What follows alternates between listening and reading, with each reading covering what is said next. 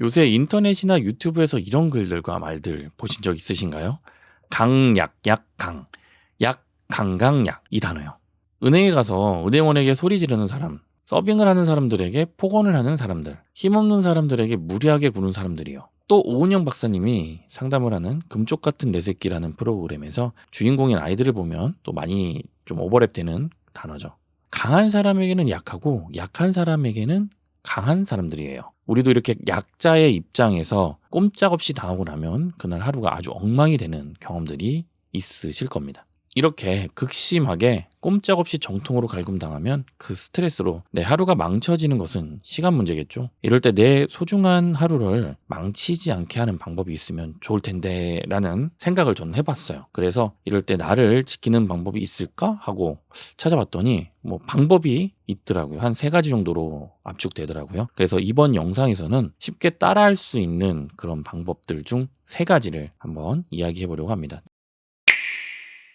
첫 번째로는 호흡법, 두 번째로는 인지적 재해석 방법, 그리고 마지막 3번째로는 명상으로 좁혀지더라고요. 그래서 이번 영상에서 이 이야기들을 좀 더 자세하게 해보겠습니다. 그런데 이런 방법들을 한번 보고 알았다고 해서 스트레스로부터 나를 완벽하게 지키지 못할 수 있어요. 왜냐하면 이 방법들은 스스로 할 때 반복을 좀 많이 해야 되거든요. 왜냐하면 내게 적용이 되게 하기 위해서예요. 즉 시간이라는 대가를 치러야 돼요. 그 시간을 투자해야 된다는 거죠. 스트레스를 받으면 처음에 나도 모르게 자동적 반응, 즉 무의식적 반응을 하게 되는데요. 이런 무의식적 반응은 오랜 기간 내게 만들어지는 습관입니다. 그래서 이 습관을 바꾸기 위해서는 다들 아시다시피 의식적으로 반복을 해야 된다는 겁니다. 네, 많이 들어보셨죠? 습관을 만들려면 100일 이상 꾸준히 해야 한다라는 것처럼 이렇게 시간을 투자해야 된다는 겁니다. 이번 영상에서는 최대한 쉽고 빠르게 스스로 방법을 습득할 수 있는 것에 대해서 이야기해 보려고 합니다. 혹시 이런 경험 해보신 적 있으신가요? 누군가에게 제대로 혼나서 하루가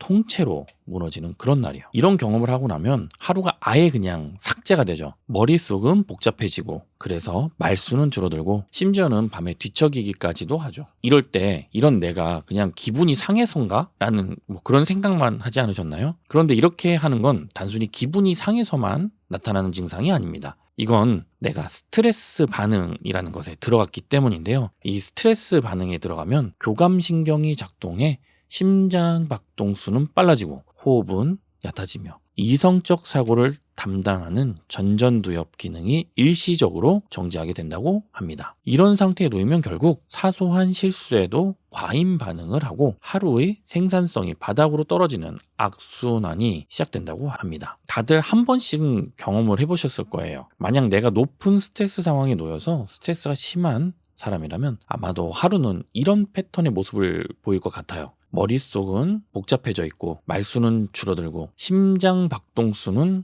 높아지고 호흡은 얕아져서 이성적 사고보다는 감정적 반응을 크게 보이는 거죠. 내 자신을 비롯해 주변 사람들에게서건 사소한 실수라도 보이면 과하게 말하고 행동하고 격하게 반응하고 그리고 지금 집중해야 할 일에 대해서는 집중을 하지 못해서 생산성까지 떨어지는 거죠. 그래서 저녁에는 하루 동안 지금 뭘 했지?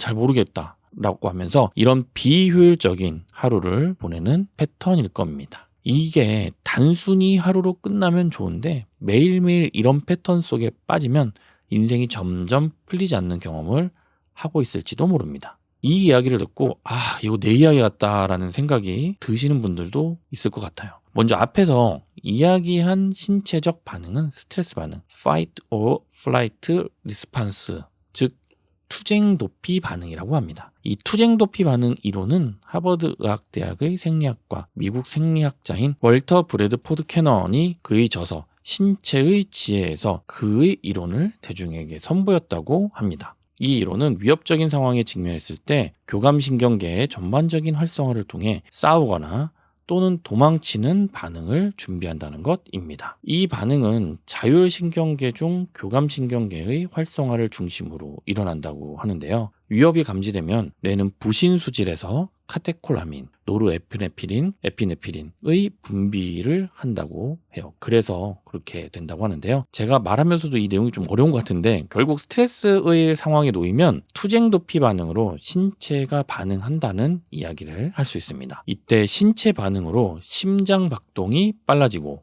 호흡은 얕아지면서 이성적 사고를 못하고 무의식적, 감정적 반응을 한다는 것입니다. 이 이야기를 듣고 이런 생각을 했을 수 있을 것 같아요. 그래, 뭐, 내 몸에서 일어나는 이런 어려운 이야기들은 뭐, 알겠어. 그래서 이렇게 극도로 스트레스일 때 어떻게 하라는 건데? 하는 생각을 하셨을 수 있을 것 같아요. 일단 앞에서의 이론에서 우리는 주의 깊게 생각해 볼 부분이 있는 것 같아요. 심박수가 빨라지고 호흡이 얕아지고입니다. 네, 이쯤 듣다 보면 눈치 빠른 분들은 이 단어를 생각하셨을 것 같네요. 호흡법. 네, 의도적으로 빨라진 심박수와 얕은 호흡을 호흡법으로 느린 심박수로 만들고 깊은 호흡을 만들면 무의식적, 감정적 반응으로 행동하는 패턴에서 나와서 진정되고 이성적으로 반응할 수 있게 된다는 것입니다. 방법은 이렇게 하면 된다고 합니다. 앤드루 웨일 박사라는 분이 요가 호흡법으로 개발을 했다는 4, 7, 8 호흡법입니다. 이렇게 하면은 이 호흡법을 하면 도움이 된다고 하는데요. 뭐 간단해요. 4초는 들어 마시고 7초는 멈추고 8초는 내쉬기를 한 5회 정도 한 세트로 반복을 하면 된다고 합니다. 자, 이때 한 세트를 한 다음 심박수가 느려지고 호흡이 깊어질 때까지 반복해서 해보는 것입니다. 이것에 대한 연구 결과가 있는데요. 2주간 하루에 5분씩 실시하면 침 속의 코티졸이 평균 20% 이상 감소했다라고 하고요. 심박수 또한 안정하게 안정기에 들어가는 그런 유의미한 보고가 있었다고 합니다. 이렇게 신체와 마음이 좀 진정이 되면 여유가 생기죠. 그러면 이때 상황을 좀 다른 관점으로 볼 수 있게 되지 않을까 생각이 들어요. 그럼 이때 인지적 재해석을 해볼 수 있는 가능성도 생길 거예요. 인지적 재해석이라는 말이 낯선 분들도 있을 것 같아요. 약간 설명해 볼게요. 이 말이 심리학에서 사용하는 단어라서 좀 딱딱하고 어렵게 들려서 그런 건데요. 다들 아시는 내용입니다. 인지적 재해석은 이런 거예요. 지금 내게 물잔이 있어요. 그리고 이 물은 물컵의 반이 채워져 있습니다. 이 물을 보고 기존에는 물이 반밖에 안 남았구나 하고 생각을 했던 거예요. 그런데 이 물을 보고 의도적으로 물이 반이나 남았네 라고 생각을 하는 거예요. 뭐 다른 예로 시험을 봤어요. 근데 또 많이 틀렸어요. 그래서 망했다를 평소에 자주 생각했을 수도 있어요. 그러면 이때 의도적으로 이렇게 생각하는 거예요. 더 배울 수 있는 학습의 기회다. 왜냐하면 내가 뭘 잘 못하고 있는지 알았기 때문에.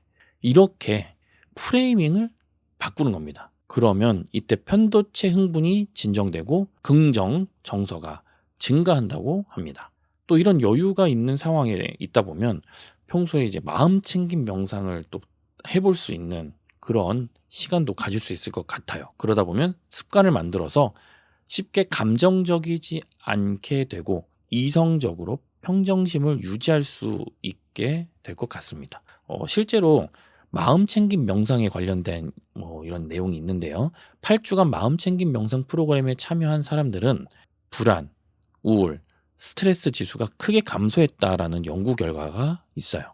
기능적 자기 공명 영상인 fMRI 연구에서도 꾸준한 명상은 편도체 과활성을 줄이고 전두엽, 편도체 연결을 강화해서 감정 조절력을 높였다라는 그런 결과도 있고요. 자, 마음챙김 명상에 대해서 좀 간단하게 이야기를 해보면요. 지금 현재 내 몸과 호흡, 감정, 생각에 주의를 기울여 보면서 떠오르는 생각이나 느낌이 있으면 그걸 그냥 있는 그대로 받아들이는 명상법이라고 합니다. 네, 이 세 가지를 익숙하게 하면 인생이 망가지는 나쁜 패턴에 빠지는 그런 개미지옥 같은 곳에서 빠져나올 수 있을 겁니다. 스트레스 자극이 오면 무의식적 반응이 좀 먼저 되죠. 그래서 한두 번 배웠다고 바로 써먹여지지 않을 수도 있어요. 신경과학 연구에 따르면 새로운 대처 행동이 습관 수준으로 자동화되려면 평균 6일 이상의 반복이 필요하다고 합니다. 꾸준히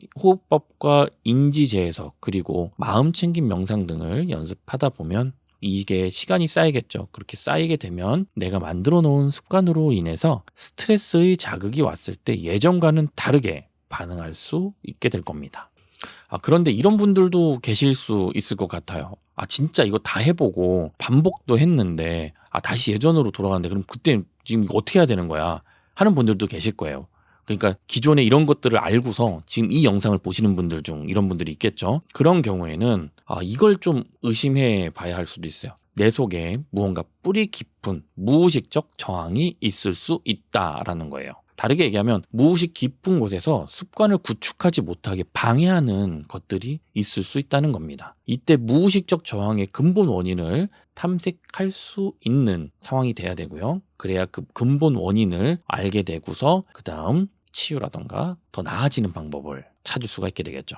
즉 최면 상담이 좀 필요할 수 있다는 거예요. 실제로 의식적으로 교정을 시도하는 인지행동 치료로 나아지지 않았던 우울, 불안, 불면, PTSD, 트라우마가 최면 상담으로 원인을 찾고 치유된 사례들은 굉장히 많이 있거든요. 그렇기 때문에 의식적으로 호흡법, 인지적 재해석, 마음챙김 명상 등이 효과가 없다면 최면 상담을 받아보시는 걸 권해봅니다. 네, 지금 스트레스를 받고 빠른 심박수와 얕은 호흡을 하고 있다면 지금 478 호흡법을 한번 해보세요. 지금 이 한 번의 시작이 나를 스트레스로부터 지켜줄 수 있을지도 모릅니다.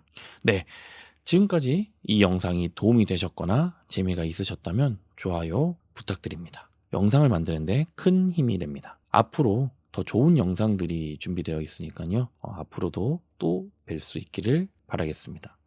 그리고 구독 누르시는 거 잊지 마시고요. 자, 지금까지 영상 시청해 주셔서 감사합니다. 마인드바디랩 유튜브 채널 마음 물음표 느낌표 채널이었습니다. 오늘도 행복한 하루 보내세요. 감사합니다.